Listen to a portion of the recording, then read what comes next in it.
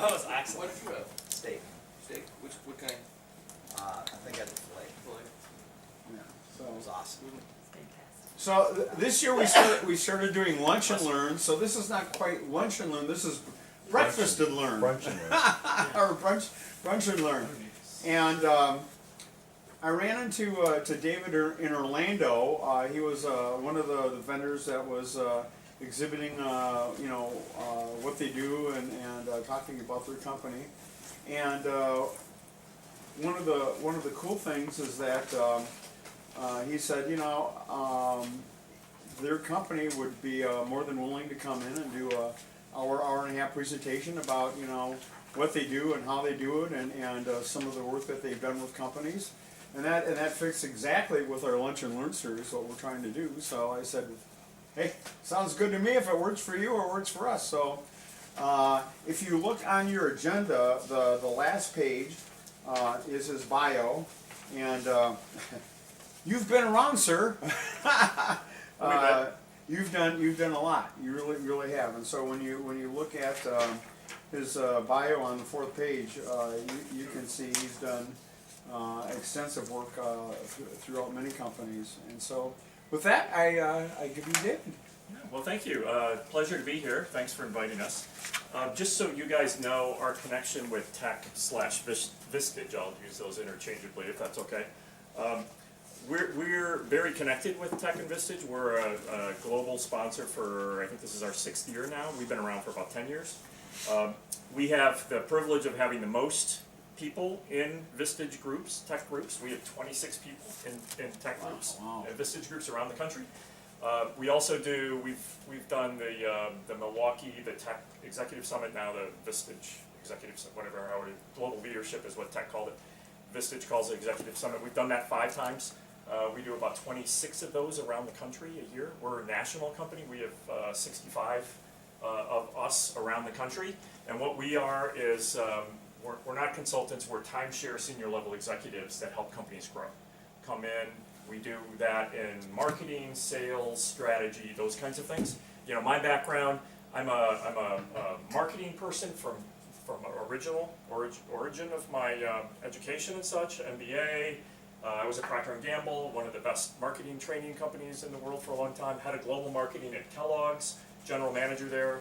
I live in Kohler now. What brought me up to the great state of Wisconsin was I worked at Sargento Foods. I was head of strategy and acquisitions and a general manager at Sargento Foods. Do you golf, I hope, in Kohler? I do golf. There's some pretty decent golfing around. Yeah. But I also get out on the water a lot. I love Lake Michigan and getting out on the water, so that's a big hobby of mine. And I sail a lot too, and I surf. There's great surfing in Sheboygan, if you've ever heard of that. But anyway, what brings us here is Fritz and I were talking in Orlando, and we do a lot of I do probably 30 of these, 20 to 30 of these a year, where I just come out and just talk.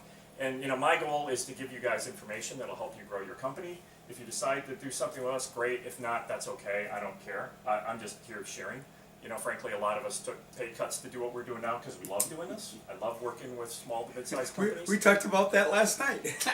Been there, done that. Helping companies grow, that's kind of what we do. So what I have is, and Fritz and I started talking, and there's a lot of different discussions I could do. I've done, like John Howman, I went and did a couple to his groups on how to do market research for nothing. People go, I don't have a market research budget, I couldn't possibly do that. Yes, you can. How to do market research for 0 cost. So I did that. I've done value-added pricing. This one is, we talked about growth in general, and this one's really about, most companies kind of tend to grow in events. We got a big customer, we launched a new product, we had an acquisition, we're growing in events. And then they don't grow, or they grow at 2%, they want to grow 10 or 15 or 20. So this is really about how to create a growth engine, more of a systematic approach to growth. How do we keep growing, chugging like this instead of like this? And a lot of companies go, we do what we have been doing, and we just try harder, or we hire some more salespeople, or we do that, and we're hoping that that's going to get us growth. This is kind of not a different approach, but it's a strategic and a thoughtful approach to how you do that. I've got a couple of handouts. I've got a review form at the end. I'm happy to talk through some of these because I'm going to go kind of at a brisk pace here, because, you know, there's been times when I've done full day sessions. I've done a couple for Vistage groups where in Omaha, I went down and did, for their executive summit, we did a full day workshop on this, you know, kind of concept. We also have a book too. I know nobody got up this morning, even though it's beautiful sunrise and everything, nobody got up this morning saying, what I need today is another business book. That's what really is gonna make my day complete. But we do have one. I only brought one, I'll leave it, but on the little review sheets, if you want a book, happy to send one, we'll just send one to your office or your home. Just make sure you write your address on there, because a lot of people, send me a book, and they give me their email address, and I have to send it and her back. So just give me your address, we'll send it right to you. I'll just leave that there. So with that, let me get into this thing, but first, if I could, just take a couple seconds and just kind of capture a couple of the challenges or opportunities, depending on how you're looking at it, for you guys in terms of your growth. You know, what are you kind of struggling with? What would you like some more help with? You know, sometimes people say, I got one customer that's 50% of my business, I gotta diversify. Other people, I think my markets are stagnant, I need to go into new markets. You know, other people, I need new products, you know, those kinds of things. What are you guys, so then when I go through it, I can kind of try to focus the dialogue. What are some of the key challenges in terms of growing your companies? People, yeah. Okay, is that keeping, getting? Yeah. Yes. Yes, yes, and yes. What kind of people? Production personnel, Sorry, say that again? production, manufacturing personnel, Okay, retail. people, production, manufacturing, retail. So we've actually done projects where we say the goal of the project is to sell the company to future employees. And how do you do that? How do you position yourself? How do you say of all the, so then your competition isn't really your competition is any other labor option that they could consider. So, you know, most of the time people think, well, I wouldn't even think about doing a marketing program for my company to get employees. But, you know, as we go through this, put that hat on this, you know, challenge, as we go forward. Other challenges that people are having? Industry where a retailer has bought up all the retailers Okay, and other retailers in that market, and now the segment is just basically it. okay. Retail monopoly control of the market, okay, got it. So how do you, and you sell to that retailer, or you compete We with sell that to retailer? that retailer, Okay. so now we have to basically go around the retailer to market to the end user. Gotcha, okay, In order to grow our brand. gotcha. End user marketing, okay, got it. Your event sales growth hit with us, and I think, you know, trying to grow non-event sales growth within some stable markets in which we play. Okay.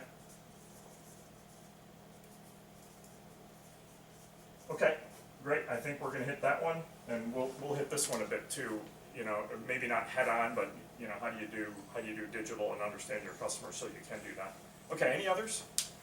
Cause I don't wanna take too much time on this, but I do wanna, if you got something that's right at your forefront.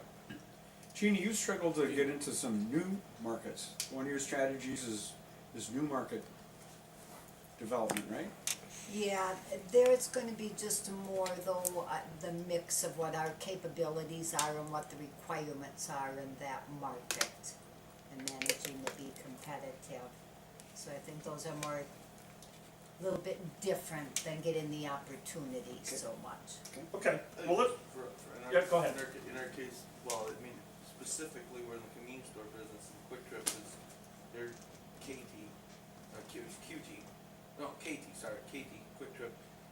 They're so big, and they have so much money, and they're total from. and you guys are competing with them? Yes. Okay, And we're also up to the Subway brand, and it's the same issue with, you know, you're competing against McDonald's. You're competing against some really big people, and you're a small slice of the pie that have a lot of money.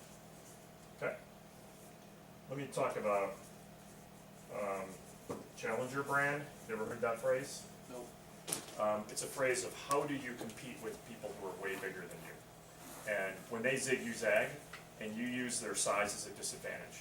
So how do you talk about Subway in a bad way, but in a good way for you? So that's a whole strategy piece. Who's here? Our pizza, Jimmy John is It's a here. good idea, but it's the first time, I didn't know we had a doorbell. Good to know. Okay, so let me tackle those, and let me just dive right into this thing. And as you talk about growth, you know, there's a lot, when Fritz and I talk, there's a lot of things in marketing and sales we could have talked about. And frankly, we could spend, you know, a couple hours talking about a bunch of trade shows, websites, digital marketing. We can talk about a whole bunch of those things in isolation. But one of the things that we find very important, especially working with small to mid-sized companies, is oftentimes they get in a frenzy of activity, and they're doing lots of stuff, and they're very busy, but they can't measure it. They don't know an ROI. They don't have a strategic direction for it, so they're not sure exactly where they're going.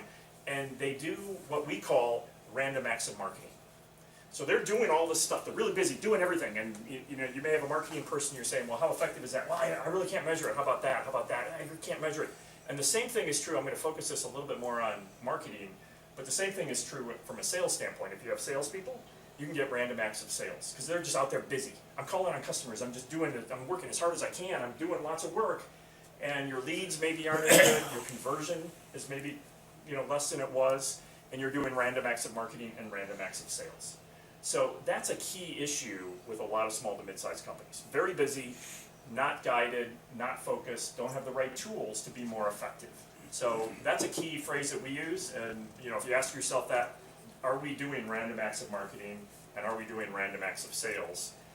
And therefore there's an opportunity for us to be more thoughtful, strategic, focused, and then put the right tools in maybe, you know, less, don't do everything. Don't fill the ear full of lead and hope you hit something. You know, use the right tool, find the right focus, and go after them with the right messaging and the right tools. So that's a key piece that I'm gonna, you know, talk about. But let me, before I kind of get into that in a little more detail, let me kind of just talk about kind of running a business and how does business development and marketing and sales, how does it fit in running a business, and this whole notion of less events and more kind of thoughtful process. So when you're running a company, you're doing all this stuff, you're doing HR, marketing, and then you get to the point and you say, hey, where does marketing fit in there? Does it fit in? How does it fit in there? And for most companies, I'm sorry, I'm going to have to keep doing this, but for most companies, it kind of fits there under sales. I think I might, is that focused? I might focus it just a little, there we go. It fits like under sales, it is a subset of sales. And if you look at best practice companies in the world, marketing is above sales. It's not below sales. Marketing drives sales because it tells you what are you good at, what market should you go into, what are the key targets, who is your competition, why are you better than the competition. Now salespeople go there, and here are the tools that make you more successful. So if you have it the other way around, you're missing an opportunity. So I'm going to talk a little bit more about that in a second. But let me first kind of step back and talk about some research that we ran. A lot of us are from big companies, but I've started up two companies, one to 400 million, one to 50 million in a 2-year period. So I'm used to kind of starting stuff up and working in big companies. But when you look for research on small to mid-sized companies, it's really hard to find it. You want a big company research, Harvard Business Review, lots of stuff. Small companies, not much. So we did our own research. So in 2012, and we're redoing it right now, but it's about a 2-year study, so it takes a while. 2012, at University of Texas, we did some research with 200 companies from 5 million to 200 million, 26 industries. So really good national representation of companies. And we studied them for like a year and a half, almost 2 years, and these are companies that are all growing. So this isn't like struggling companies and growing companies. So these are companies that are successful and growing. And we looked at them and we said, let's dig into this and let's understand them more. And when we kind of got into it, we really found that there were two different companies, two different types of companies. One that was really good running the company, and another one that was good growing. Running, they're working within their 4 walls. So they're good at doing something, now let's get better at it. Better operationally, better quality control, better on-time delivery, better. More efficient, better economics, etc. They're very good at that. Then there's another type of company that's very good growing. And they look outside of their walls. So they're growing, but they're not that great operationally inside. And these tend to be a lot of tech companies, but not always. not always, but there's a lot of tech companies in that space. And then we dug into it one step further, and we actually found between these two organizations, there's actually some of those companies that were really good at both. And the professors that we were working with labeled, one of these dogs and one of them cats, and they actually said, wow, dogs can become cats, or cats can become dogs. And you think of yourself in a different way. And when you're able to do that, that's where the magic happens. And the growth here was significantly higher than the growth in the other two areas. And just so you guys know, I did send this to Fritz already, so he can share this with you guys, so you don't have to write down everything. But so let me stop there for 30 seconds. Is this interesting, resonating, a little different? What do you guys think? Thought-provoking? A little bit? I see some kind of head nods. Understand. I get it. Okay. So now let me stop there, kind of, you can register it in the back of your brain. Now let me talk about sales and marketing and start to build this growth engine piece. So first let me define sales and marketing. And I'm going to skip right to the bottom here because John Edmonds is a Harvard business professor. He says marketing is the bending of the product and service towards the mind of the customer. And he said sales is the bending of the customer towards the products and services that you have. Let me make that a little bit more simple. More simple for us folk. Here's the way we decided, and I'm with an organization called Chief Outsiders. So here's the way we define these. Marketing is understanding the market to determine the product, channel, price, and plan to attract, convince the customer to consider, and oftentimes buy, all the way through the process. Sales, then, is to qualify the leads, sell what's in stock, and manage the customers. And this is evolving over time. And I'm not sure we're going to have time, but there's an evolution here that it used to be a kind of a wall. Marketing would find leads, throw it over the wall to sales. And if you don't have a sales and marketing, then your salesperson or whoever was doing both of those jobs. It's really being pushed more that, of the buyer's journey, whoever your buyer is, of their buyer's journey, now about 84% of it is done before they contact or have any exposure to sales. And that's across all industries. Some industries it's even more. Think about the way you buy a car. If you buy a car the way now versus a few years ago, 10 years ago, 15, 20, you would drive to dealerships to see the models. Now you go online, you look at all the models, you look at within the models, you look at the insides. So when you come in there, you kind of tell the salesperson, yeah, you stand over there, just point me to the couple, I want to see this model with this interior, with this style, but don't say anything, I just want to see it. You just want them to help you sell what's in stock and then manage me on a going basis. I'm going to do all that stuff up front. That is now what marketing is doing a lot more of. So now let me make this is kind of interesting so far maybe to you guys, but let me start to put it in more of a systematic approach. So, okay, interesting, what do I do about that? Okay, great. Marketing, sales have changed, okay, got it. I'm struggling with both of them anyway. So here is the approach, oops, can't see the top, but anyway, this is what we call growth gears. And this is the approach that we have collected from the 60 of us that each have 35 years experience in multiple world-class organizations. And along with some of that research we did at University of Texas, here's what we put together that really resonates with the way that we've seen growth in the past. We call it growth gears, and order is important. So first is this whole David, notion. let me just interrupt you. Sure. I now have this PowerPoint that I can send to everybody. Yep. Okay, so take summary notes. You don't need to take detailed notes because I'll send this to you. I was hoping all. that we would have that. So you've got this thing, so hopefully, if this is helpful. And there's a couple of exercises, and I actually kind of have some exercises for you. I'll put them here so I don't forget. If some of these exercises are interesting and important, you go, well, I'd like to do that in my organization. I have them here. Some of them you could do tomorrow without much kind of outside help. Some of them I would not suggest you just dive into it without getting a little bit more guidance. But if you say, ooh, that's really interesting, you can give me a call and I'll talk to you a little bit more about it. But the key areas, first is understanding the market, so that's not insights. Second is developing your strategy. Third is the execution, and then fourth is sales. And order is important. So let me go through those. So the first one, insights.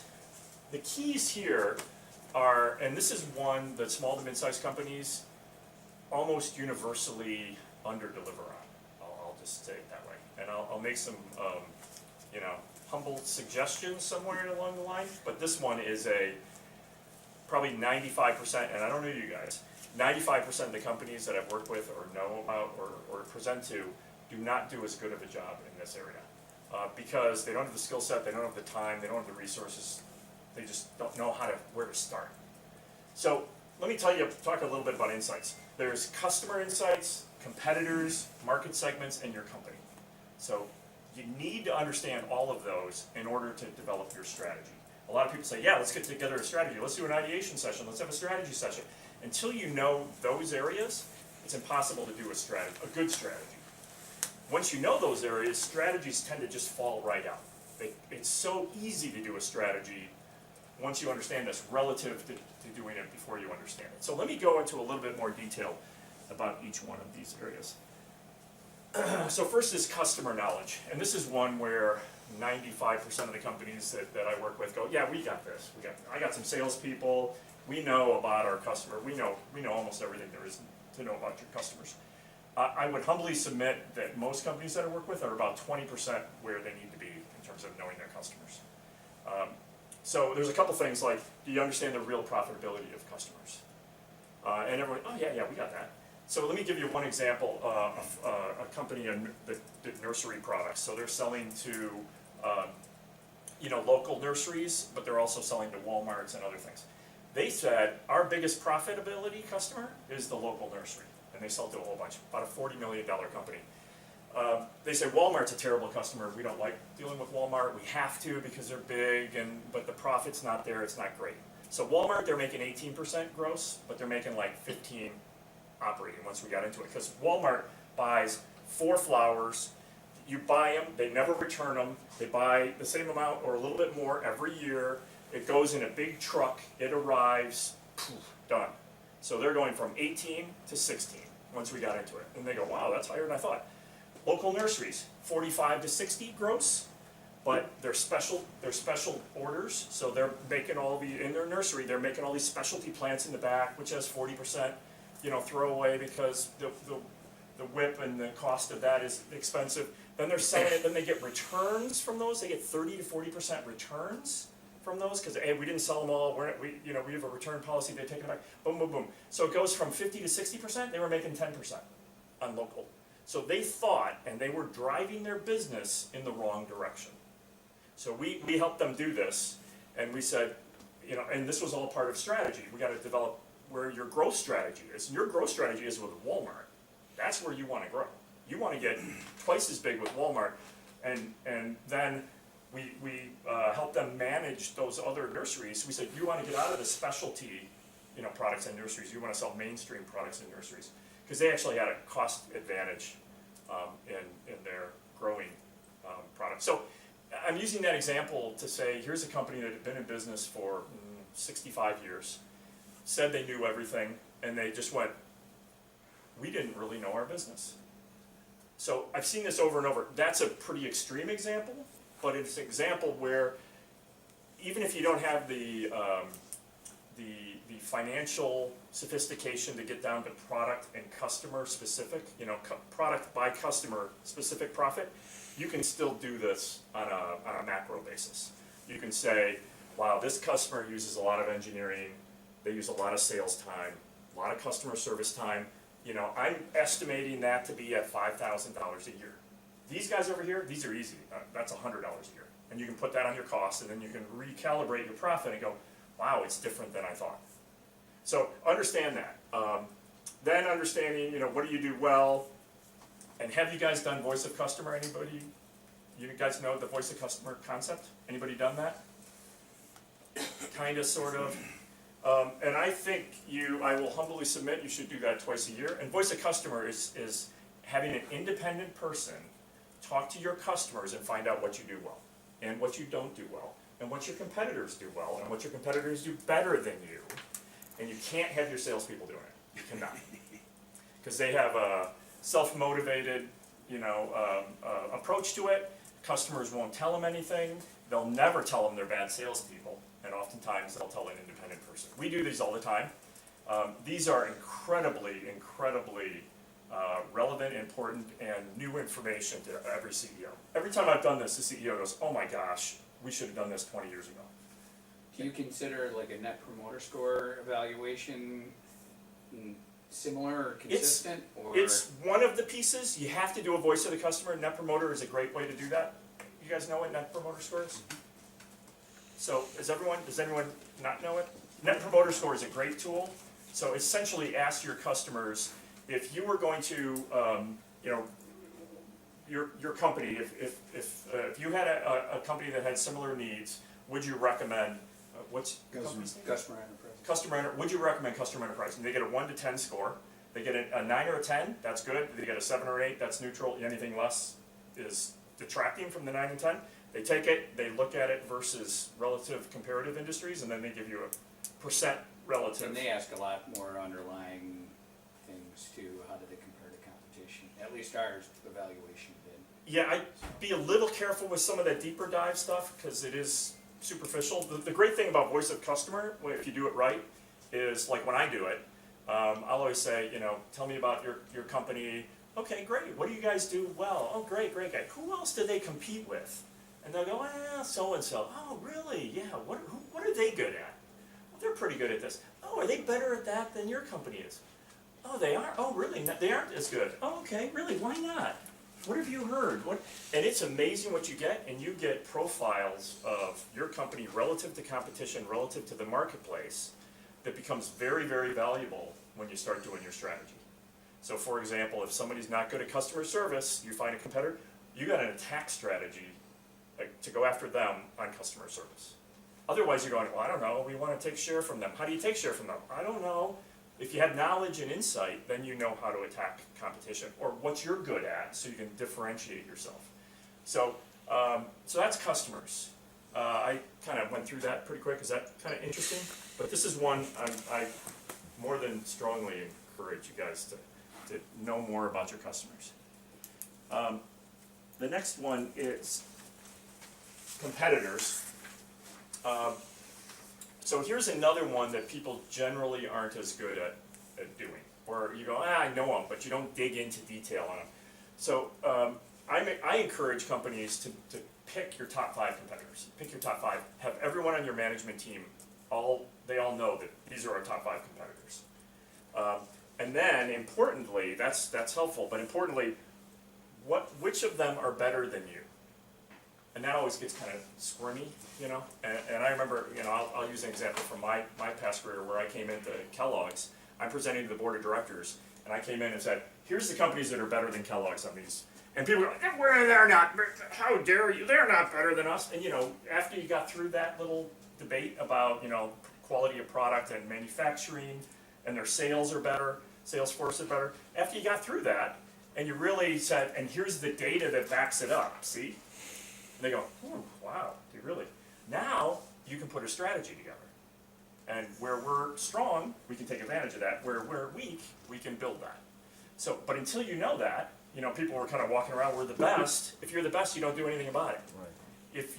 If you're the best and you know it, then you can take advantage of that. If you're not as good and you know it, then you can shore that up. So a key piece is knowing your competitors, which of them are better than you, and how are they better than you, importantly. Like, what specifically are they better than you at? Are their salespeople better than yours? Are they better in quality than you? Are they better in customer service than you? And then also, which are you better than and how? So you can put out a lay of the land and you can say, okay, here's how we are versus them. And anybody do positioning in their companies? So I would humbly suggest you guys have a positioning. How do you compare yourself to your marketplace? And then that is the basis for what your communication is, your positioning. And you can't do positioning unless you know your competitors, because you're positioning yourself versus them. Well, we think we know our competitors, is the question. Do we really know our competitors? Right. And that's a key. And again, if you need a little help on this, you don't have to do this one, really deep dive every year or two. And even the customer one, you don't have to do that deep dive every year or two, but I do a deep dive once. And when you're doing that, the voice of the customer, get customers that love you, get customers that are neutral, get customers that you lost. get customers that are aware of you that didn't buy. And that's how you do it. You know, so that's where, again, the Net Promoter Score doesn't give you as much depth there, because people who didn't buy from you but were aware of you, they go, oh, I didn't buy because, and it could be because your messaging, it could be your salespeople, it could be somebody else did something that attracted them that you didn't do, and then you could go, ooh, I want to do that too. That's good. I like that. We're going to do that too, because that's how you lost that customer. So these are, you can kind of see how I'm digging into this pretty deep, but you know, a lot of companies just kind of go, we're busy, we're operating in our four walls. This is outside of your four walls. This is way outside sometimes. So, you know, it's people usually don't have the skill set to do this. You know, in companies that I worked for, we spent tons of time on this, tons and tons of time. Like I knew my competitors, I knew the CEO, I knew the CFO, I knew what their strategy meetings were, I knew when their buying sessions were, I knew all about their head salespeople, I knew all that stuff. Because that made us more powerful in terms of when we went to market. You guys don't have to know all that, but you can just kind of get that example of, okay, I think we need to go deeper. And I don't know if you guys, you know, think you do now after going through that or not, but I'm done with that piece. Whew, finally. Glad he's done with that piece. But the suggestion was be world-class in this, because you guys are already stepping apart from your competition because you're part of Vistage Tech, and that gives you insights from other people. But if you do this, I guarantee your competitors are not. I guarantee they're not. Even if they're bigger than you, they are not doing this, because hardly anybody does this in your space and size. So this is where you can really, you know, take advantage of it.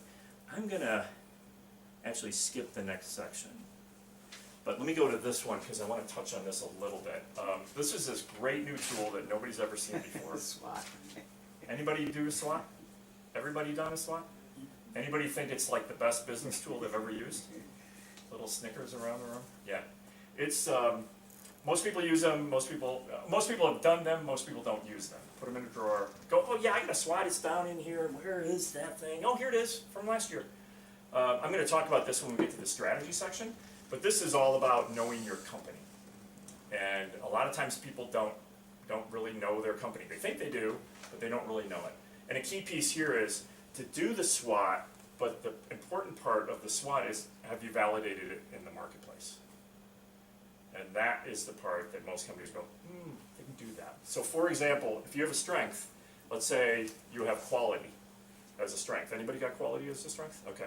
You have quality. Have you validated that in the marketplace? Yeah. I'm not digging at you. Yes. I didn't mean to be so. Yeah. No, that's true. I mean, because we're one of the few shoe companies that are still made in the United States, and we validate it through our customers and surveys and things of that nature. Okay, great. And that's again one of these other customer pieces. You validate your SWOT when you do that voice of the customer. Because if you say, hey, I'm really good at quality, then you talk to your customers, you say, hey, we are very proud of our quality. Tell us what you think about the quality of this company. And you do it independent again, you know, because you don't want someone's, oh, I'm not going to hurt your feelings. Yeah, your quality's great. You know, in the back they go, God, their quality stinks. Or it's okay. Well, it's we've heard, you know, our made we hear what we hear from the customers. You guys do great at made in the USA shoes, but you suck at offshore footwear. Okay, So that's good to know. You know, that's what we have to Yeah. get Yeah. better at. So I'm going to come back to this again to make it what we call activating it, because there's two parts to a SWOT. There's three parts. There's doing the SWOT, there's validating the SWOT, and generally, like what percent of these, when I've done these with companies and then I go out in the marketplace to validate it, what percent do you think is accurate of their SWOT? Just a round ballpark estimate. What do you think? 50? Very close. Usually it's about 60%. 50 to 60 is about accurate. So said another way, they're not getting 40 to 50% of it right. They think they're really good at this, or they think they're really bad at this. It's not always what they're just good at. They might be overly critical, and they aren't. And that is dangerous when you're making the strategy of your company based on some of these. What are we really good at? Let's do more of that. Oh, but that's not really right. Boy, that is, you know, you're wasting effort there. You're putting focus and effort on something that you shouldn't be, because you haven't validated it in the marketplace. So let me come back to that one in a minute. Okay, so let me go to the second gear. So that insight piece, that kind of sparks some thoughts in your mind. Again, I'm going at a pretty brisk pace. But if there is something that anybody wants to go deeper on, happy to slow down. But that sparks some interest to go, we gotta think more about insights. Yes, no, sort of? Kind of mixed crowd here. It's a little early in the morning. I should have come at lunch. But then you come at lunch, the end of lunch, everyone's kind of I'm getting tired now. So that's the first one, is insights. The second one is then, how do you take those and put them into strategy? And I kind of alluded to some of that earlier. You know, if you know your competitors, you can do attack strategies. If you know yourself, then you take advantage of that. So let me first take you through customers. So we talked about customers before, knowing your customers, and here's a way to start talking about a customer strategy. Key question, do you treat all your customers the same? No, no, yes, no, okay. So let me go through the build here. Should you, and then if you do, treat them differently, or if you treat them the same. Let's say if you treat your customers the same, how do you treat them differently? And importantly, if you do treat them differently, do you have a customer growth strategy when you're treating them differently? And that's usually where people go, don't really do that. And let me talk to you a little bit about how you start doing that. So understanding your customers, they're different, and then you treat one of them different for growth, different from another one. So that's the whole concept. So now we're starting to get into the growth and the strategy piece. So let me give you a tool, and let me hand these out, because this is the first tool that I have for you guys. If you want to, if you go, wow, that is the most awesome tool I've ever seen, I want to do that in my company. Hang on, I got one more. I've got a couple of these. This is the first one. It's very kind of simple and straightforward and plain. It's not necessarily how you do it, it's what you do with it. So this is an exercise you can do every day or any day. And essentially, you just take your customers here and you rank them from most sales to least sales. Okay? And you can do it on sales. I actually like to do it on profit per customer, if you can. So you just rank them. So you go, okay, here's my, and you keep that like on your desk, you're looking at it, go, that's who my customers are by profit. Then the interesting piece goes this way. You take those customers that are all ranked here, and you start moving them into these squares based on their growth potential. So you say, I got this big customer here, could we grow in that customer or not? And how would you grow? How much do they buy of our products? Do they buy, are we 20% share of what they buy, or are we 90% share of what they buy? Are they gonna grow? Are they growing at 30%, or are they flat?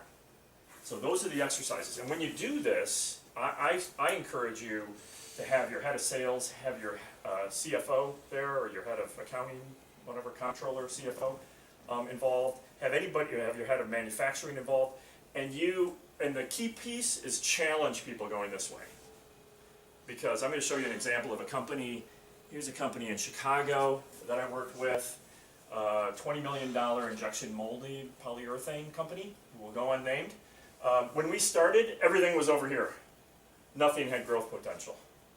Because they said, well, oh God, we've been trying forever. The salespeople were like, oh, I've been going into that account for 25 years. There's no growth there. We go, okay, hold on, time out. Let's look at John Deere or Brunswick. Big, multi-billion-dollar companies. How many divisions do we sell? Well, in John Deere, we sell in one division. Oh, great. How many divisions buy products like ours? Well, they have 8 divisions. 5 other divisions bought products like theirs. How much of that business do we have? 0. How big is it? It was like $80 to $100 million in products like theirs that were sold in other divisions of John Deere. But the salespeople said no potential because we've been trying to sell in there for years. But when the reality was there was lots of potential there, they just didn't know how to mine it and tap into it yet. So I said, okay, great. That's all we're going to do now is just list where the opportunities are. And this is also interesting, but the real interesting part comes when you say, okay, what do you do about this? Okay, you got people up here, people down there. So what? What do you do with it? Well, you develop a growth strategy with your current customers. And this should be different for each, each one of your companies, but there's some fundamental pieces that are here.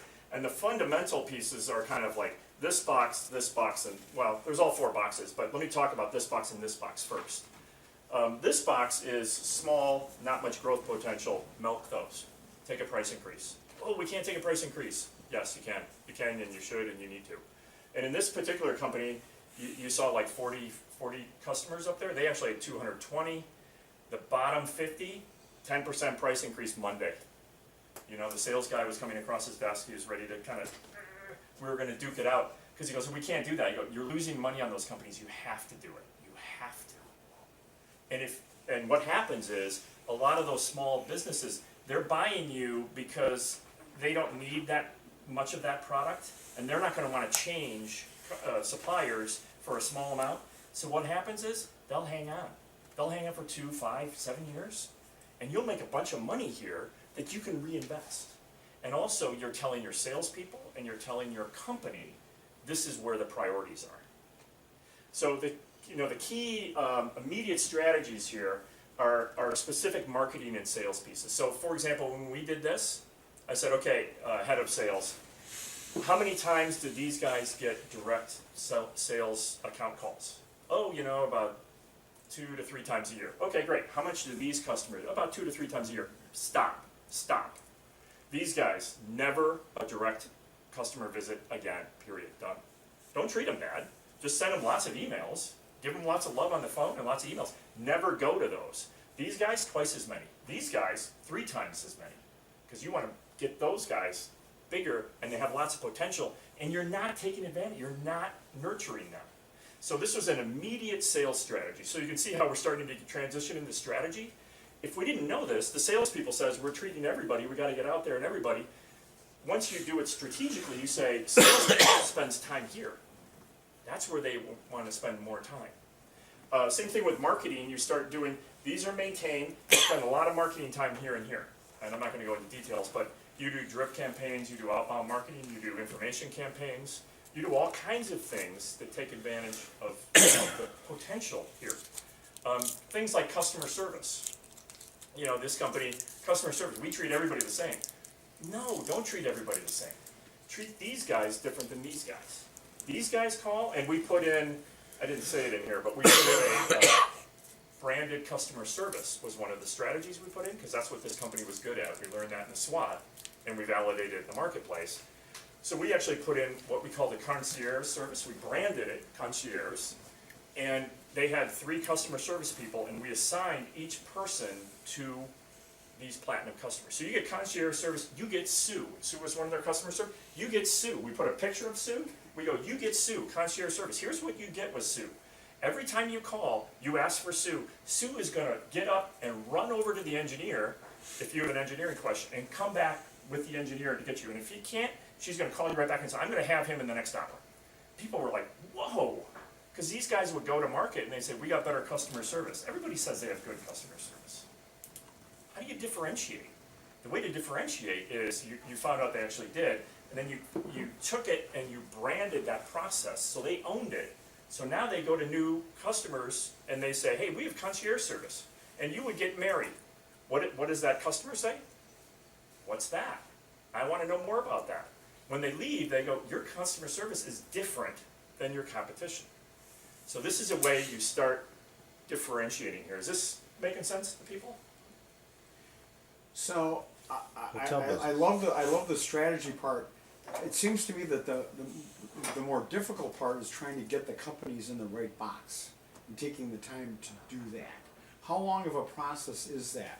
Well, you could do this. I kind of, oops, sorry, wrong way. I kind of encourage people to have some outside guidance here. Because what you tend to get is a lot of groupthink, and like in this company, everything was over here until you started really kind of trying to draw it out and saying, well, let's look at the data. Because I said, let's look at the data for John Deere. And the salespeople never looked at the data. And the finance people never looked at the data. And the CEO never looked at the data. So nobody looked at the data. And I'm there with a laptop just going, well, John Deere, here's the 8 divisions. Let's see, they sell a whole bunch of this stuff. Would your product be in there? Yeah, we would be in there. But they couldn't figure out how to get into and I'll talk a little bit, well, I could talk about it right now, about some of the strategies to get into those. But Fritz, you're right. It's good to have an independent person there to figure out where those opportunities are, especially if you're kind of saying, hey, we're stuck. And how much growth can you get from your current customer? This company hired me, I worked on this engagement, they hired me because they said, our current industries are flat, our customers have no growth, we need to go into totally new industries, we're thinking about going into automotive. And I said, great, not yet. Let's step back a bit, look at your current customers, see how much growth we could have from, and after we finish this, they didn't, because that has so much risk and so much cost. They had to hire all new salespeople, they had new engineers to get into automotive. It's a totally new go-to-market strategy. It's very risky because frankly, if a big company bought it, they couldn't supply it. They needed medium size. You know, it was fraught with risk. So I said, let's figure out your current business. After we went through this, I go, you got a 5-year growth span with your current customers. You don't need to go into new business. So for them, it was kind of a revolutionary strategy for their company because they said, oh good, we don't have to take this big risk and go into this new venture. We can, block and tackle and make, get some good growth. Because they were literally flat for about 7, 8 years. Like 1%, 2%, down 2%, up 2%. They were just flat. So this is a way that they could get 5, 8% growth for 5 years and not have to take the risk of going into a new market.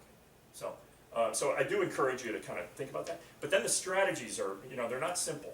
Some of these are hard. Like this one, to get into those new companies, we spend a lot of time going, how do you get into the John Deere? It's easy to say, I can get into John Deere, I can get into Brunswick. It's hard to get in those.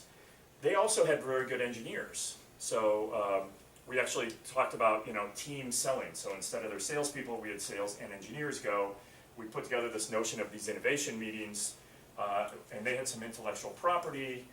So we went to these big companies and we said, hey, we'd like to have an innovation meeting with you. We're going to bring a bunch of our engineers. We're going to share a bunch of our IP with you.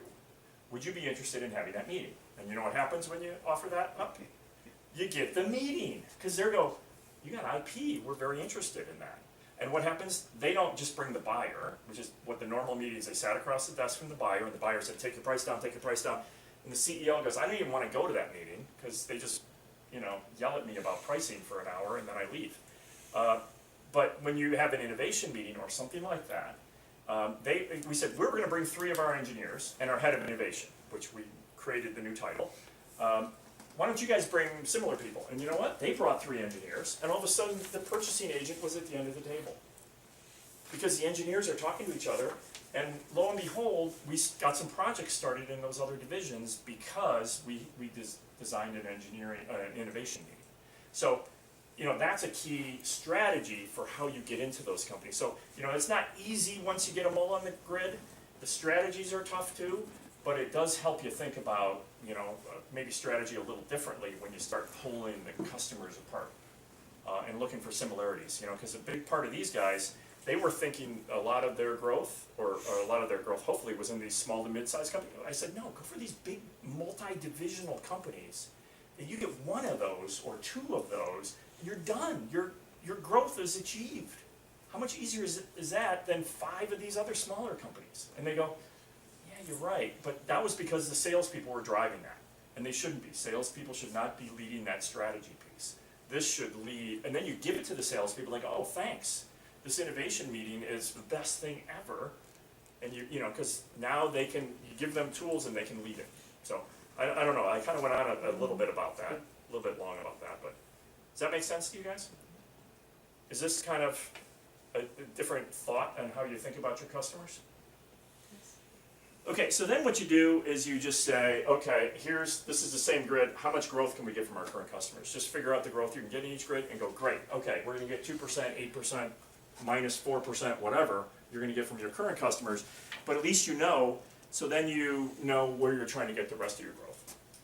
So now I know you're all at the edge of your seat. See, I can tell you're all at the edge of your seat. Waiting for, I can't wait to hear what he has to say about SWOT, because I'm so excited about SWOT.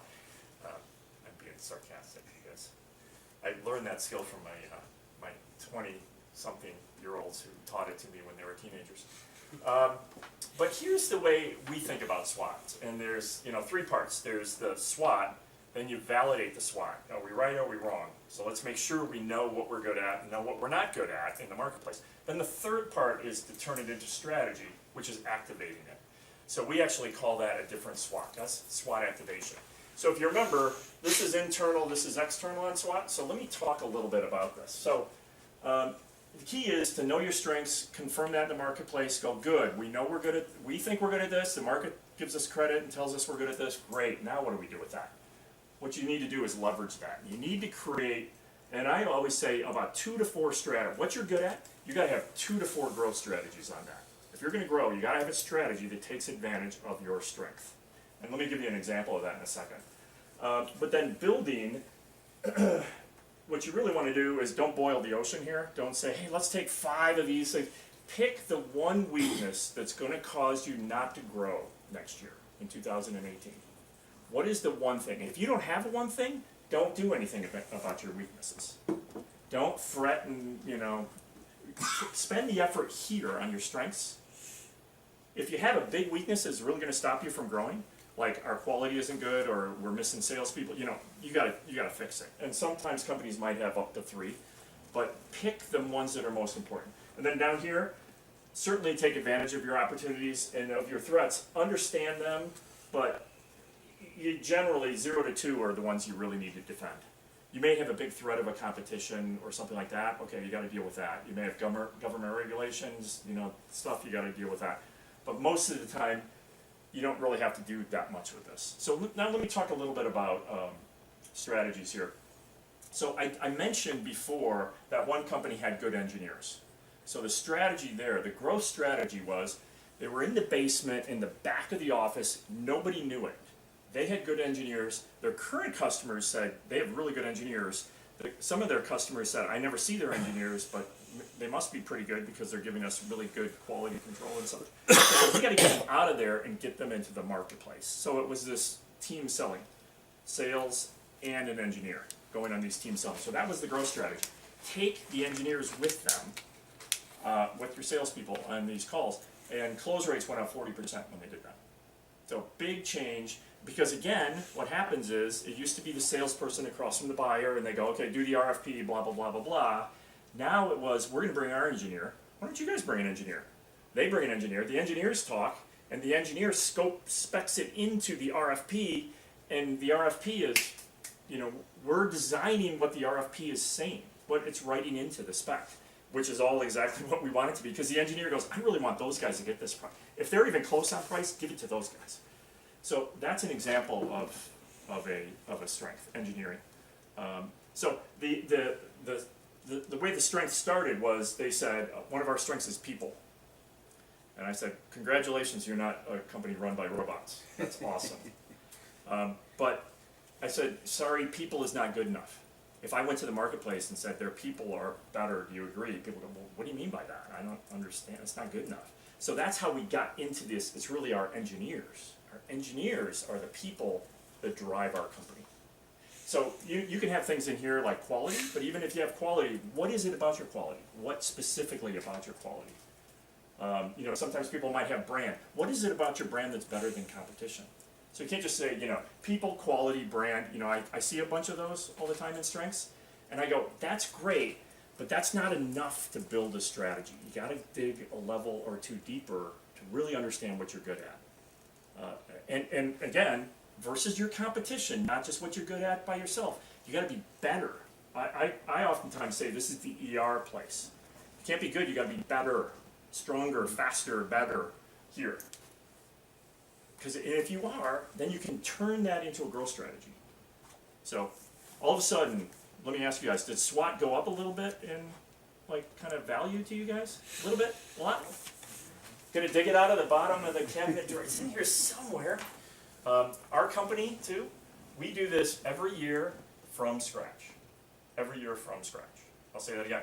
We start with a blank slate every year. It's not like you pull it up from last year, you go, oh, here it is, that looks, I think that's pretty good, we did a good job last year.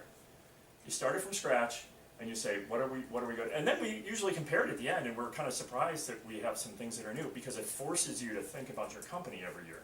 So you don't even pull last year's out until it's completely done. Yep. Then you can. It's kind of become a funny little challenge. You didn't look at it, did you? No, I didn't. I pulled it. I did not look at it. I didn't. But that's what we do. And that's kind of, that may be bordering on silly, you know, in some cases, but frankly, it forces you to think through each quadrant again. So anyway, that's SWOT. Help you kind of think about strategy maybe a little differently. And the key here is you guys are really good at a lot of stuff. You're really good at it. Understand it versus competition, and then turn it into a growth strategy for you. A lot of companies, you know, I use the phrase a lot, get credit for what you're good at in the marketplace. You guys are really good at stuff. A lot of times you just don't take credit for it.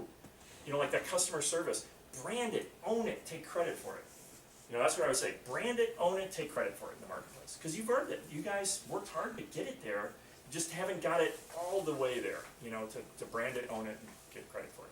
So, Have you ever used SWOT in a, okay, so we have sales, and that makes total sense. Have you ever used it in a sense where, okay, let's SWOT our production people sure. and just let them, what are our strengths, weaknesses, opportunities, and threats? And then roll it up into a company. Yeah, that's great. Yeah. As head of strategy in some pretty big companies, we used to do this by division, by country, by discipline. So we would do this in marketing, we'd do it in sales, we'd do it in manufacturing, and you know the manufacturing guys were not used to doing this stuff. What are you guys bad at? Work? You know they would have nothing here. They go, you guys better than everybody in everything? Come on, guys. And then it forced you, and that actually, I was at Kellogg's, and our manufacturing people said low-cost producer here is a strength. And I said, have we validated that? No, but we know, we talked to a lot of people, we know that. And the CEO kind of finally, we got into a kind of a little bit of a discussion on that, and the CEO finally said, you know, I think we need to know that. We went out, we found top 5 competitors, we were the highest cost. Highest cost. So it was General Foods, General Mills, Quaker, and Post were all lower cost than us. And it was like, it changed the way we thought about the business. It certainly changed the way the manufacturing people thought about the business, because they were kind of like thinking that we were the low cost all the time. And then we were getting better every year, so we were, of course, we started off as a low cost, we're just getting even lower. But they were going down like this, and we were going down like that. And so all of a sudden, they passed us in low cost. So it changed a lot of things, the way the company kind of managed the business. But I think it would be a great idea to do it that way. Do it for sales, do it for whichever piece, you know, that makes sense. But then I would roll it up as a company too. Understand. Make sense? Any other questions on SWOT? That was so exciting.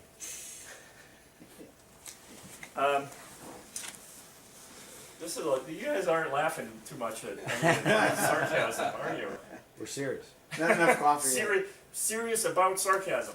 I'm going to move on to a next piece, and this is kind of a good overall strategy piece for you guys to think about as a company, especially if you're thinking about, boy, I may need to move in some different spaces here.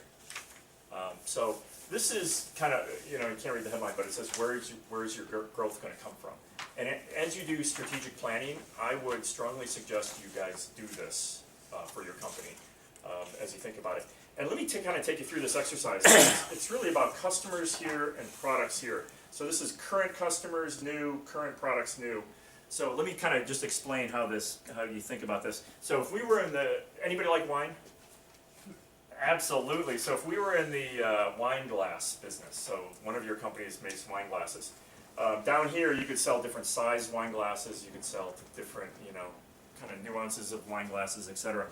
Then if you're saying, well, let's look at our current products to different customers. Hey, food service uses a lot of wine glasses. We could sell wine glasses to food service, to restaurants. Great way to, you know, increase business. Yeah, super, great. Also, if you're thinking about current customers, our current customer buys wine glasses. Oh, they also buy wine racks and other things like that. We could sell wine racks to them. Great, good idea. And then you look at we're really good at glass. We make all kinds of glass. Healthcare is growing. We could sell beakers and test tubes and stuff to healthcare. Ooh, great way to grow, great way to grow. So you can see how this stretches your brain to think about your business in different ways. So what I always do is encourage you guys as part of your strategic planning to kind of put this grid up and talk about what you could do in each of these spaces. Then we'll later come back and say what you should do, but force yourself to think about what we could do. So, you know, if you're here, what new customers could you go to? You could go to new geographies. You could go to, you know, different customers that buy the same, you know, products. You could go to adjacent or totally, you know, new industries. And then which products, and importantly, services out here too. Even if you're not selling your service for cash, if you're not in software or some sort of service business where you're selling it for cash, you can sell it for benefit, for, you know, branding benefit. You can, you know, like that concierge service, that costs them zero to do. Absolutely zero money. Same people, we organized it slightly different, we branded it, we owned it, and we sold it as a service. That, in my opinion, was a new product for that company. It was a new service that they were selling. They weren't saying, for your concierge service, that's, you know, $5,000 more a year. What they're saying is, you get that. You get that for the same price. So that is a way to force yourself to think about services and different customers in different ways. So force yourself to kind of go through these, get your management team and say, what would we do? If we wanted to go over here, what would we do? What would that look like for our company? What would that look like for our company? And you kind of grid through these, and you kind of, it's really a kind of uplifting exercise to do, to force yourself to say, this is where we could grow. Then you say, let's take a time out. Now let's talk about what we should do. And you may say, you know, some of this stuff out here is really interesting. That's 3 years out. Some of the stuff is really interesting here. Let's talk about that in 5 years. Let's not even talk about that right now. But it's really cool. But let's come back to that later. Or if some big event happens, you know, you've now kind of thought about it a little bit. So let me kind of take you through, you know, those areas. We talked about this up here. Well, let me talk down here. So this is current. So a big part of this is differentiation. That's that branding we talked about. It's a whole bunch of things about how you block and tackle and understand your competitors so that you can get more market share from them, et cetera. So that's a lot about differentiating, and you can't differentiate if you don't know who you are and you don't know who your competitors are. You can't do it. So it's really important to know thyself and know your competitors so you can say, here's how we're different and better than them. That's why you should buy us. So differentiation, then you can also improve existing products and services. If you're in the marketplace, I always say you should improve your products every 2 years. You should have a 2-year product improvement. If you're in software or consumer products, which you're in consumer product, it should be every year to year and a half. Can you define, what do you mean by improve? Improve could be as simple as a brand or a package. It could be an added service, and then you start getting into actual product improvement. So let me give you an example. I'm working with a chemical company in happens to be right on the Wisconsin-Illinois border, and they made chemical products that then they kept for like 30 years. This is product, you know, 643742. That's what it is for the next 30 years. And it never changed. And so competition came in and they kind of made almost the same product, and then they priced lower, and that's the way it was forever. And I said, okay, here's what we need to do. Your top 5 products, we need to put together a 5-year R&D plan that changes those products every 2 years. And we started off with some of them in packaging. So we went to the customer and we said, and they delivered it in big totes. We said, let's have a different nozzle on the tote. Cost them hardly anything. Made it a lot easier to use. So new improved, you know, easier to use, that was the year 1. Cost them essentially nothing, very little. While we were thinking about what that product element, the real hard product, we also put them in product families, so we branded them differently. That's an improvement, because we made it easier for the customer to buy and understand our product line. Then we got into the real products. So I focused on the non-product piece because a lot of times people go right to the product. But there's a whole bunch of other improvement areas you can do kind of surrounding the product. Did that answer it? And Did you have a specific? You're doing well, we have so many products, I'm thinking I'm going to destroy our resource pool, but if you do Take select the top 5. Top 5. Yeah, okay. And if your top 5 are 50, are your top 5 50%, or are they more than that of your sales? I'd have to dig a little. Somewhere in that range? We could either by category or we could Yeah. find a way to pick. And if they are, because in some companies, the top 5 are like 60+%, then just focus on the top 5. Don't even think about the rest of them. Just do the top 5 every 2 years. Yep. If you know you got to go a little deeper, that's the kind of stuff you guys can figure out as you look at your business. But constantly, and then this is a great sales tool because you're giving your salespeople something to talk about. Your salespeople are, I need something to talk about. Fine, give them something to talk about. Here we've made this product line much easier to understand. Here's how they all fit together. So if you have this need, you can buy within these products. If you have this need, you buy within these. The customer said, "Wow, that's so much easier." That costs them nothing to do, 0. Instead of this is 74376 and this is 64542. The customers are like, well, what does this do again? I can't remember. How does this work? That's a product improvement. Okay. Positioning can be product improvements. So anyway, did that answer that one? Yes. Okay, product and services, improved services. So concierge service, I'm gonna go back to them next year, my client, and say, what are we improving in concierge service next year? And they're like, haven't thought of that. Okay, well, let's figure it out. Let's figure out what we should do to ratchet that up. Because competition's looking at that, or maybe not, and they probably aren't, but tough. We're gonna go back to our customers, hey, we've improved concierge service. They're gonna go, really, what'd you do? Well, we added this and this. And even if you do stuff that doesn't cost anything first, obviously, and that will continue to differentiate them in quality from their competition, because their competition's gonna come in and say, we have good customer service. Okay, everybody says that. And they're gonna come in every year and say, our concierge service is improved now. We added this piece. So, that's how you can, over time, really position yourself to be much different and better than competition. So that's that. So over here, kind of new products and services, we talked about that. Here are new segments, expand geographically, et cetera, and here's new stuff. So here's a question for you.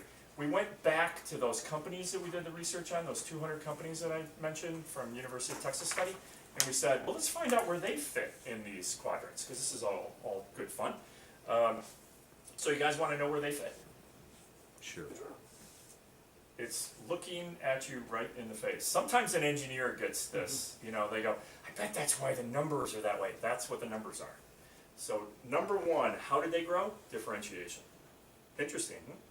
This whole notion of blocking, tackling, know your competitor, how do you position yourself, how do you differentiate yourself? That is the number 1 way that they grew and continue to grow.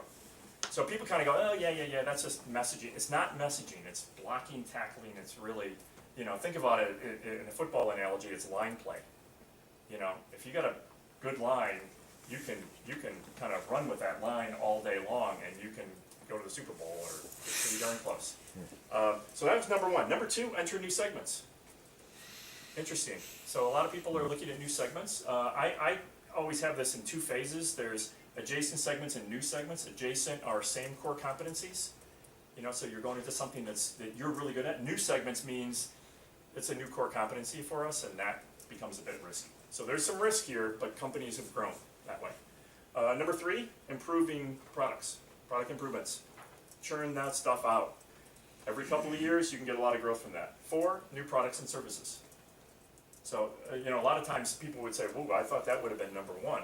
Not necessarily, there's lots of risk. I've spent a lot of my career in new products. I've launched probably 200 new products. A lot of risk here.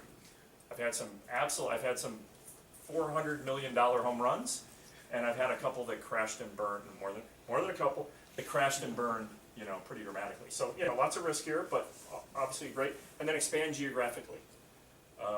I always caution people because they go, oh, that market over there is not near as competitive as our market is. But they always are. And then you go back to the fundamentals, that insights, understand insights in that market, understand who the competitors are, and why you would be different than them. So when you come in, you don't say, hey, we're here now too. And they'll say, great, are you 20% lower price than everybody? Great, if you are, you got business. If you're not, go away. We're not gonna buy you. Go out east, would you? Are you expanding that out east? There. Pardon me? We're already there. Oh, you're there? 5 years. It's You're contracting. been a challenge. Oh, contracting. Yeah. Well, maybe that's, you could do an assessment, a insights assessment of out east, and figure out, should you be there, or not. And maybe you've I already think you've decided. done a lot of that. Maybe you already decided. But, so, after you do this, then what this does is it gets you to this, which is, so if you said, my total growth target next year is 20%, or 15, or 5, or 30. You put that here and you start saying, where am I gonna get that growth? And this one here has a lot to do with those current customers. So where are you getting from your current customers, and then can you, where can you get that differentiation that can help you grow a little bit more? So let's just pick a number. If you're growing, let's pick 10%, 20% is always, a good goal. But let's say 10% here. Let's say you can get 2 or 4 from your current customers, or 8 from your current customers. Okay, then what are you gonna do here? And this one, oh, I didn't mention this in that last chart. You'll notice there were no numbers up there. Yep. Of the top 200, none of them were, not the top 6 areas were growing in that upper right quadrant. We did pull out tech companies and software companies, and there are a bunch of them up in that upper quadrant. But besides that, it's just, there's so much risk up there. You do want to swing for the fences every once in a while in that upper right quadrant, but you don't want to have all your eggs there. And I always find it, when I said challenge yourself to fill in each quadrant, then decide what you want to do. Sometimes you look it up here, you go, God, that is so cool. What could we do to bring that down here and make that less risky? Because sometimes you say, what if we offered this totally new service that kind of we could get a revenue stream from, and that would be way up here in a totally new market, and you go, wow, that is awesome, maybe 5 years from now. What could we do today to take that? And you start thinking about, hey, maybe we could do something down here that's less risky, that's to our same customers, that we could maybe take that service in a different way. That's when you can get some really cool value from that exercise of forcing yourself into all those. But then this helps you grow. So, when I ask CEOs, what's your growth plan? Where are you getting your growth from specifically? About 90% of the time plus, I get a spreadsheet. That's, here's where we were last year. We're gonna grow 10% this year, and this division's gonna grow 9, this one's gonna grow 12, this one's gonna grow 8, this one's gonna grow 15. And how did you get that? Well, I got with the salespeople and we just took everyone's number up. I go, okay, well that is a plan. It's not a, growth plan that takes insights into account and then helps you put together a plan to achieve that. So this helps you think about that a little clearer, hopefully, and helps you kind of push yourself and challenge yourself to think about growth even further. And when we've done this with a few companies, they started off saying 10, and then once we kind of go through this exercise, they go 20. Why shouldn't we do some of these things here and more of this? And let's grow 4% more from our current customers, and that takes us from 10 to 19, so let's just make it 20. So, there are times where this can kind of help you see other opportunities where you can get some growth. So, is that helpful? Okay, so I think I have about 8 more minutes, 10 more minutes. I want to give some time for 7.5. Okay. I want to give some time for questions, but let me first ask you guys: is this helpful? You want me to stop now, or do you want me to go on to some other stuff? Go on. Okay. Can I ask a follow-up question? Sure. Earlier you had shown the sales with marketing below, and you said marketing should be above. Are you talking just in process, or are you talking about hierarchy and supervision of the organization? Well, I would say, let me kind of phrase it in a couple of different ways, if I could. Let me first answer your question specifically. In hierarchy, if you have a separate sales and marketing function, it's better to have marketing on top. So they supervise sales. Correct. So you're ultimately Correct. responsible for it. Now, if you don't want to do that, which is fine, you don't have to. Think about it more as your activity versus the people and the divisions. Think about your activity of growing the business. And then you can think about it and say, okay, we got to understand the marketplace, then we got to develop strategy, then we got to develop plans, then we got to have people that go out and do that stuff. So if you think about it that way, a lot of that stuff in the top is marketing, the stuff at the bottom is sales. Sales should be involved in all this stuff, but generally your best salespeople are not very great at strategy. Yep. So, and that's a broad generalization, but I've had sales report to me for 25 years, and I can count like this many good sales strategists. And the adage, how do you wreck your best salesperson, making your sales manager? Is that happening? Oh, it's just an inside joke. Inside joke? Yeah, Okay. inside story. Yeah, that one a lot of people get a little, oh yeah, that one kind of hurts, yeah.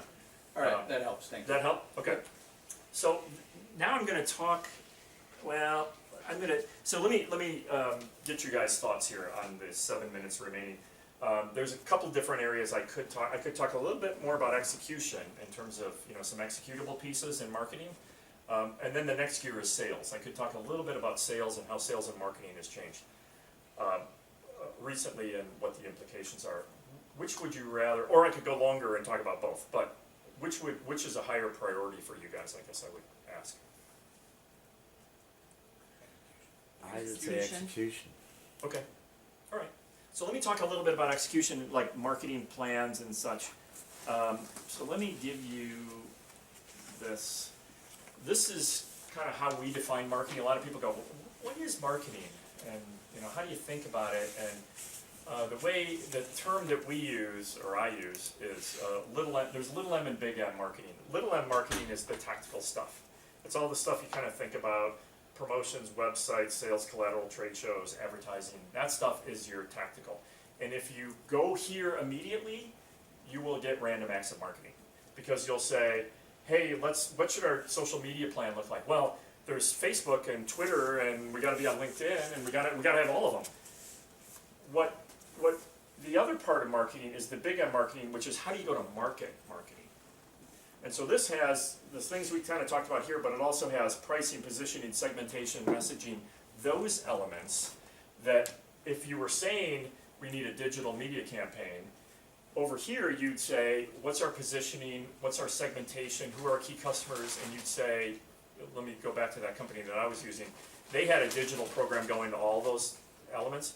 Well, their key decision makers, primary influencers, and secondary influencers, which is the way you should be looking at it in marketing, those were the decision maker was the purchasing person, but the influencers were engineers.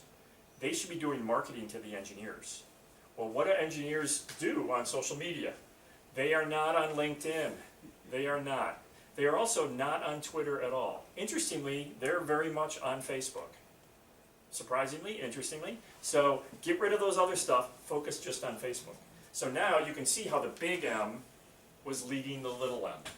Because what they were doing is, we gotta have everything because we gotta fill the air with lead and hopefully hit something. It's like, no, you don't wanna do that. You wanna understand who your target is, and then you understand what your positioning and your differentiation is. So you go in and you say, we have better engineers, we have this kind of service. Now you have a message and a target that helps you focus your little m. So where do you guys spend most of your time? I don't know how much marketing you guys do in total, but where do you guys spend most of your time and effort and skill set in marketing? Big M or little m? I would say it's probably little M. Little M, so too. Yeah. So my humble suggestion is move, and it may be your time, it may be if you have a marketing person that, a lot of times there's marketing people that are, great potential, very skilled, just don't have the experience to do this stuff. So they go, I don't know how to do it, so I'm gonna gravitate over here because this is what I know how to do. I can do stuff, I can get tactics and action going. I don't know how to do the strategy piece. Get some help from the outside. I don't want to do a shameless plug, but you can hire some of this stuff out for a little period of time, and then give it to your marketing person, and they can run with it for years. So that's the kind of benefit. Don't hire a senior level person because you don't need to pay for that. You can hire an outsourced person that helps you figure out a lot of this stuff. They give a plan, a strategy to your person, to an agency, to your salespeople, and they go, great, now we know which direction we're going in, and we can run with it. So that's kind of the marketing piece. I'm going to show you how we do marketing plans too. What does a marketing plan look like? Well, I think this one's in the little thing too. I should have probably put the next chart in here instead of this one, because this one's kind of like, doesn't really show you that much. But the key here is when you're thinking about the marketing plan, think about the buying journey. Think about who you're selling to and what's their journey. And then do a marketing plan based on that journey. So the first part is figuring out what that journey is. This is for a tech company, software company. So their journey was awareness, consideration, decision. And when we first started talking to them, they go, that's it, that's our buyer journey. I go, okay, there may be more to it. What about support? You guys got to support them. Well, that's not really buying. Yes, it is, because they're going to rebuy, or they're going to recommend, You gotta have good support. If you don't have good support, you're taking out part of their journey.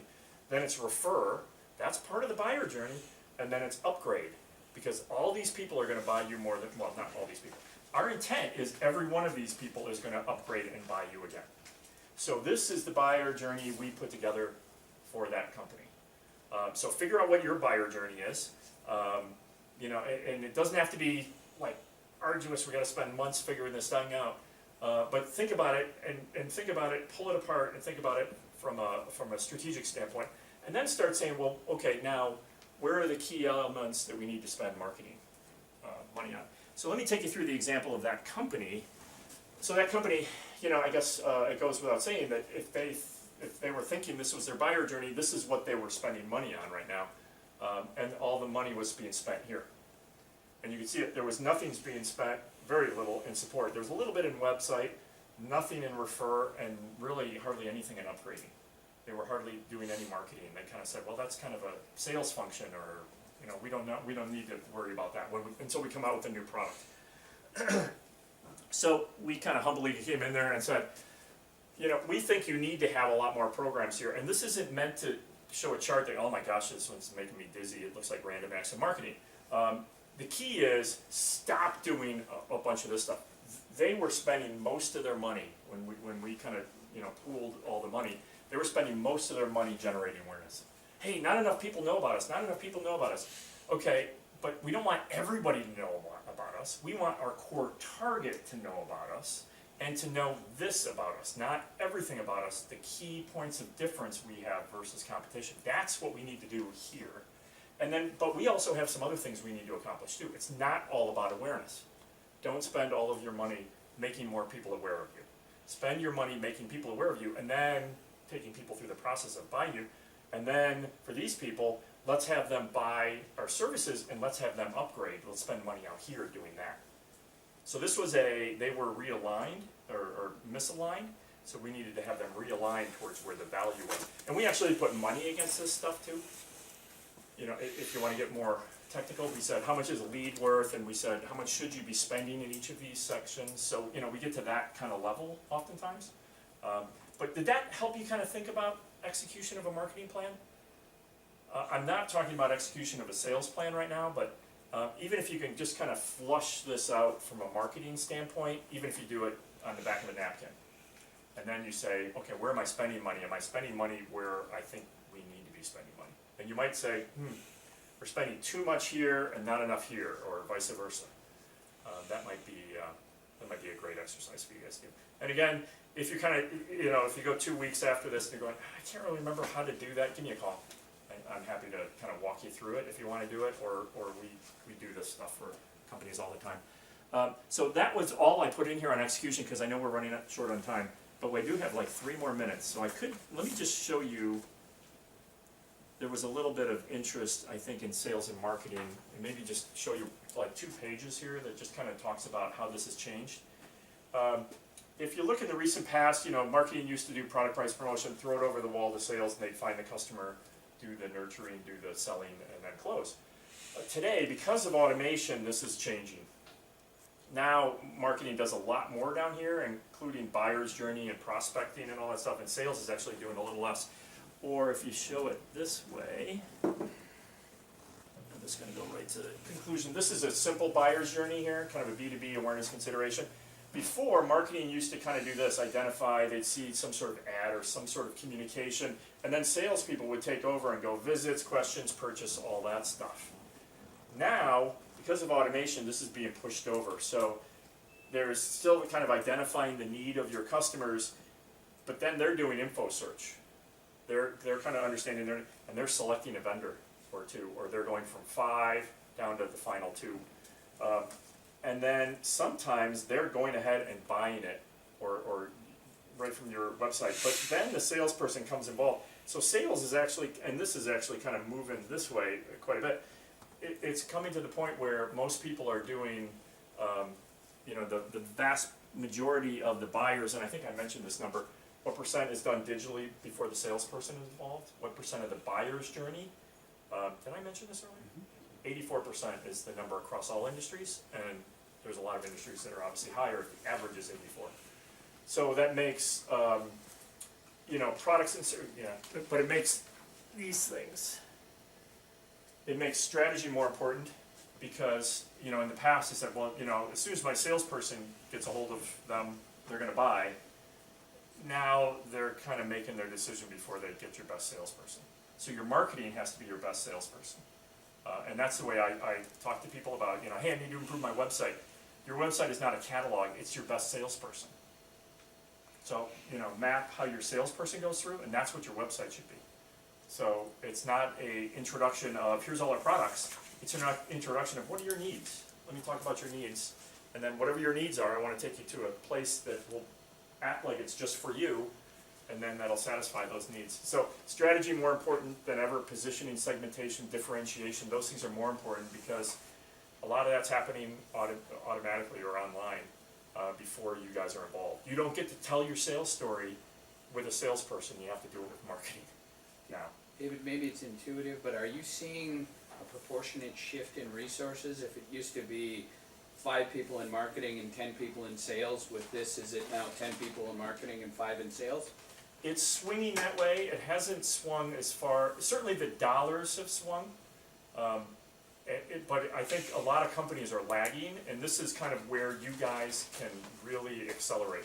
You know, and this is why, you know, I love talking to, you know, Vistage and tech companies, is because your competitors aren't getting this. They're kind of seeing it and thinking about it, but they're not acting on it. So you guys can. So a lot of times companies say, I want to grow, I'm going to add 2 salespeople. I say, no, don't do that. You want to grow, keep your same salespeople, add a little bit of money into marketing. Or even take away a couple salespeople and add a lot more money into marketing. So, That can oftentimes be a much better formula.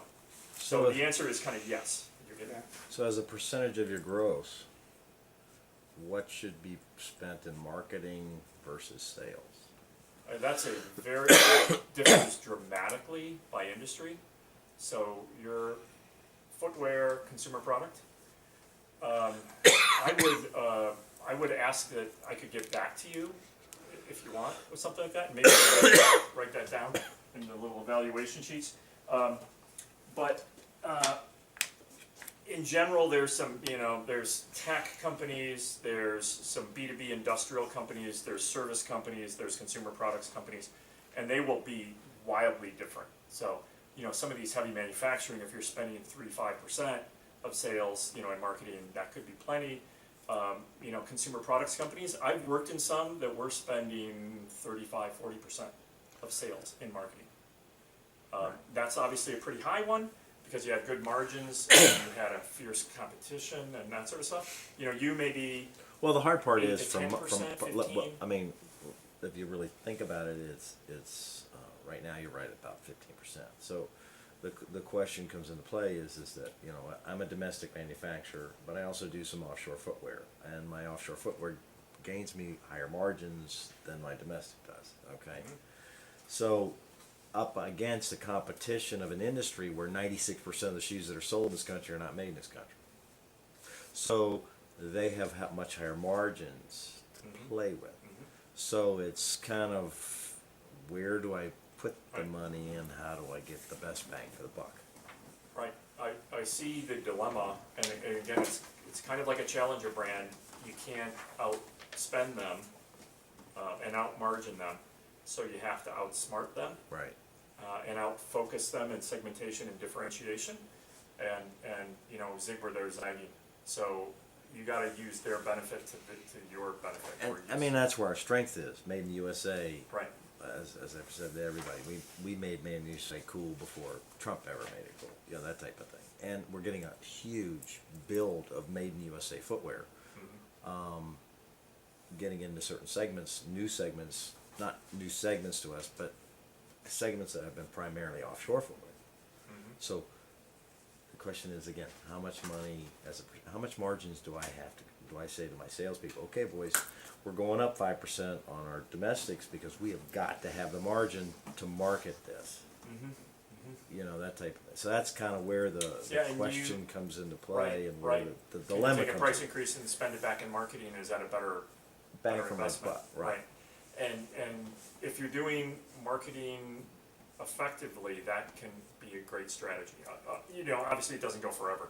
You Right. can't just keep taking price No, increases. you can't. But there's diminishing returns that once you get there, and those are kind of things that, you know, I've worked on those a lot. The price value models versus marketing spending ROI models. You know, some of that's pretty sophisticated and may not be worth doing, but intellectually you can do it.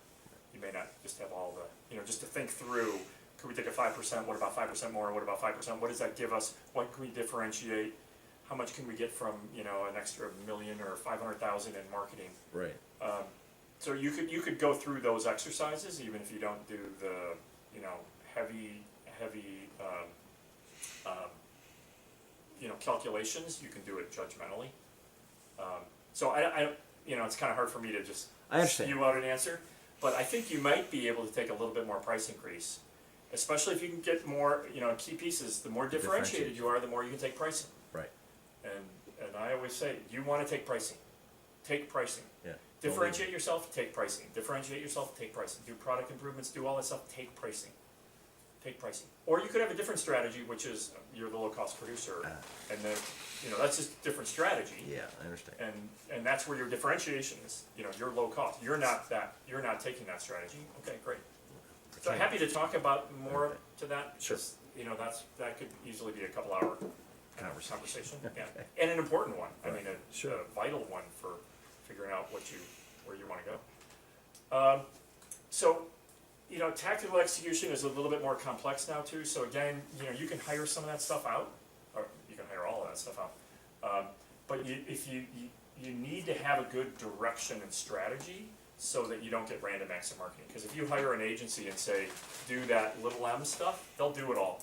And if they've got people in the back room that are in like PR and web design, you know what? They're gonna recommend PR and web design because they've got people to fill.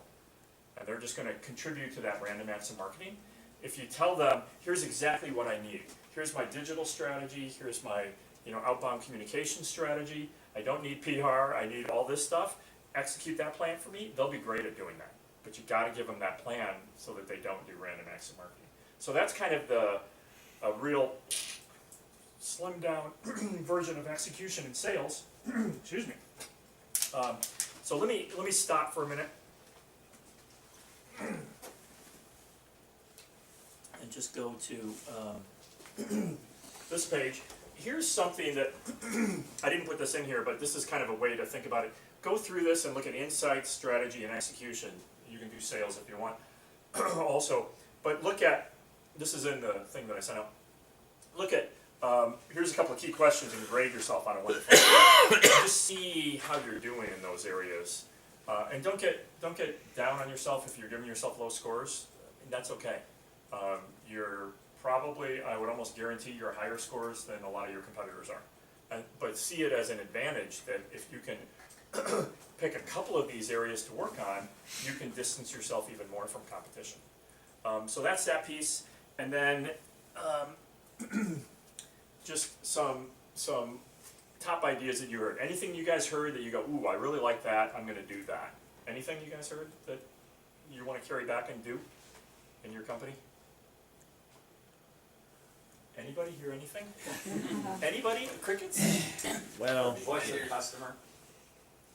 Voice of customer? Yeah, that's a great one. That's a great one. yeah. Take our SWOT and then Activate it? compare it. I mean, really do a heavy duty SWOT and then really get serious about it and then take it the voice of customer and compare yourself. That's the best way to learn. Right, that's good.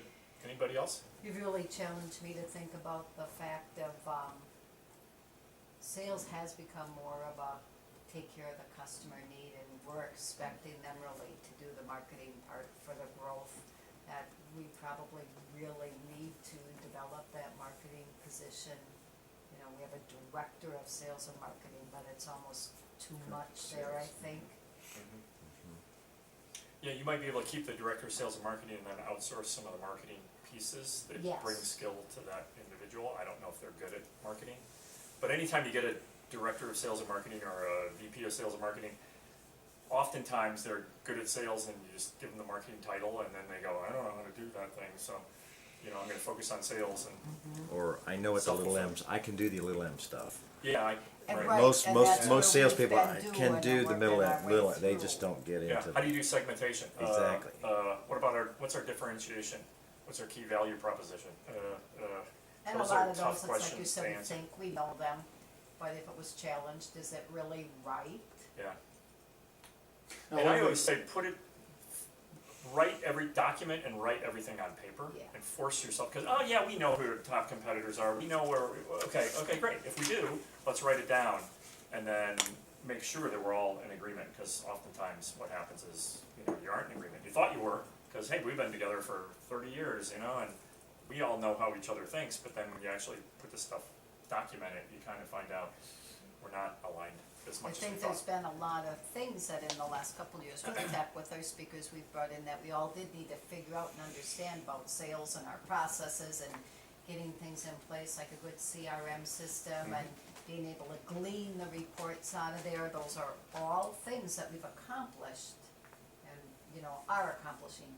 But I think now this needs to start working alongside with the data. We can finally get the data Yeah, that we which is great. probably want for this. Mhm. Even who are your top customers by profit? Those are all things we've worked our way through this year, not just looking at what are we selling them, how profitable is Yeah, what we're that's great. selling them, and those types of things. We've been working on all of that. I think this is like naturally the next step. Terrific. I like the quadrant approach to sales. Where Oh, is yeah. your sales coming from the various quadrants? I've not seen that before. That's good. The other thing I liked about that, I mean, we are doing some of these marketing-based strategy, but then we're spreadsheeting our growth opportunities and, connecting that and letting marketing, it's not a historic of 6% for this segment. Here's our opportunity, that's low, that's high, let them drive those percentages and more of the financial forecast. Yeah, great. So, if you're kind of trying to figure out, well, boy, what should I do? Some thoughts, you could do a marketing audit. That's one of the things that we do, or you can get somebody else to do, but that just assesses what you're doing now. It says, looks at all the little M stuff, tells you, hey, stop doing that, do twice as much of that. That kind of thing. You could do something like that, assessment of the key sales and marketing areas, because you're probably doing, or you have a likelihood of, you're doing at least some random acts of sales too. So getting your salespeople aligned, hey, focus on these customers, here's the tools, here's our points of difference, here's our key, ways in which we are better than competition. Don't do this, don't focus over here. That's gonna be really helpful. Current customer strategic evaluation, you guys talked about that, activating your SWOT or that growth matrix workshop. Those are a couple of things that I humbly suggest to you guys to think about. And again, don't boil the ocean. Don't go, God, there's like 38 things I want to do. Just pick a couple, get started. Voice of the customer, I heard a couple times, that's a great one to get started, because that just enlightens you to a whole bunch of things. It opens the door. And then you may from there go to, okay, now we gotta activate our SWOT, because we learned this from our competition, or our customers, what we're really good at or not good at. That's a great one to start with, So, Dave, just about your services of your company, you could come into Enerquip and you could sit down with, you named your head of sales and your CFO and, your production, and you could help us take a look at ourselves. What is our need? And then you provide those services, and you provide people, you've mentioned a couple times, you're gonna hire people and do these things. Through you could provide the services and enter into a long-term relationship. We'd have one account manager that worked with us on developing, and then at the end of the year, going back and looking at everything you walked us through, and where did the payback come? we can do that, and just a little bit more, is that okay if I talk a little bit more about us? So we've got 60 plus people around the country. What we would typically do, and everybody in our organization, we don't have like senior, mid-level, junior people in our organization. Everybody's senior. That's the only people we have. So you would get a CMO for whatever amount of time you need. It's fractional. It's like a timeshare. You can say, I need a whole bunch. I need a little bit amount. We've been working with some customers 2 years. And they bring us in, and we it obviously changes over time. And we do strategic planning sessions. That's the opposite kind of end of the spectrum. I've done strategic planning with a couple of companies where I come in like once a year and do strategic planning for them. So those are kind of the extremes. What we could do is come in, then what we would do is work with your people, and we would, if you needed outsourced, we would find those outsourced, and we don't have any alliances with any companies. So if you had an agency, we'll work with your agency. If you don't, we'll do it. Bills to you, we don't take any credit. We want to be absolutely solutions neutral. We don't have a predisposition that you need PR because we have a alliance with a PR agency. No. We'll figure out what you need. We work for you as long as you want us in the timeshare kind of segment. So, you know, we could work for you and do a whole plan for a year and help you figure out ROIs on things. Or we could come in and help you do a voice of customer and help you kind of figure out what your point of difference is, and then, you know, you take it and run with it from there. We're really easy to work with, easy to turn on, easy to ramp up, ramp down, or turn off. We love it that way because it just makes us real easy. And we've done over 100 projects with Vistage customers. So if Vistage /Tech didn't like us, we've done, I guess to be tech specific, I think we've done 5 projects with tech companies in Wisconsin area and 2 in Michigan. So if we didn't do a good job for them, you guys wouldn't bring us in anymore. We don't want that guy come in. So we tend to be pretty easy to work with. That was kind of a macro kind of. Where are your people located, for example, and if it's in central Wisconsin? Yeah, I'm in Kohler. We've got one person right on the border of Minnesota and Wisconsin, in Wisconsin. We've got 3 people in the Twin Cities. We've got 5 people in Chicago. So we're everywhere. Those are the local. Minnesota's probably ideal, you know, for us. It's Yep. 2.5 hours to the cities, so if you have. Yeah, we're he's on the- probably an we're on the hour away. He's probably an border. hour and a half away from you.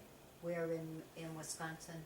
He's right. He's in a little tiny town right on. I gotta look at a map. It's right on one of the. It's one of the bridges that goes over the river into Stillwater? Stillwater. I think it's Stillwater, or it's Hudson. Yeah, it's right next to it. I can't remember. It's Stillwater, right in that Hudson, little. or- It's a little tiny little town, but Both right. you know, he just lives there because Okay. he likes to. But what we would generally want to do is find out what your business needs are first, then your industry second, then the geography third. That's kind of the way we work, because we want to find out. So, for example, we don't want to send somebody who's got tech experience to go in the consumer shoe business. We don't need somebody with shoe business, but we need somebody with like apparel, shoe, something in those kind of industries. And I'm not sure what industry. Manufacturing. Okay. Well, this guy happens to be in manufacturing. I'm seeing him tonight. I got a meeting with him in Chicago. But he's in the manufacturing space. He's done probably 6 projects with us in Iowa and Minnesota and Wisconsin over the last 2 years. So anyway, I don't mean to go on too much about that, but that's the way we would kind of work with you guys. And we could do, a little marketing audit to start with, or a voice of the customer to start with. You guys get a chance to understand us, see our value. You talked back earlier about the Net Promoter Score. We're in the 98th, 97th percentile in our industry in terms of Net Promoter Score. So that's a big deal for us. We actually use it as a marketing piece too. I don't know if you do, but for example, if you get a low score, we're in there, trying to fix it. If you get a high score, we'll go back and we'll say, hey, we're doing some great things for you. Who else do you know that you think we might be able to help them? And that's actually that's a marketing growth strategy for us, So you can think about, those kinds of things, but that's kind of the way how we work with companies. So I do have an evaluation sheet. I'm constantly trying to figure out how to, add value in these things. As I say, I do a bunch of these different topics customized to what you guys need. But I'd love to hear your response. And then on here, I do have this book. And if you'd like, I'll leave one so you can look at it. But if you think you'd like one, or I can pass it around right now. If you think you'd like one, I'll happy to send it to you. But let me hand these things out to you. I ripped these off of sorry, they're kind of a little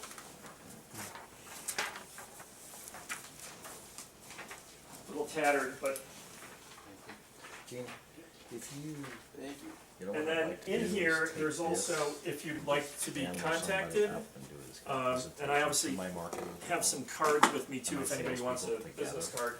But And then let's if you'd all like to be sit down as a group, contacted, we have find a out really what we good, really wanna focus on first. I think, If I can get that done, I newsletter might be able to do it at the that same has all kinds of time, blogs that we or- write, because we have 60 Yeah. people, we write a lot of blogs. Yeah. Because we're That only are, 40 that minutes are away, so it's valuable not to a hard people, thing for CEOs. us to do. And there's, if you want some more information about some things, let me know. If anybody wants a card, I'm happy to give out cards. Otherwise, I will kind of shut this thing down.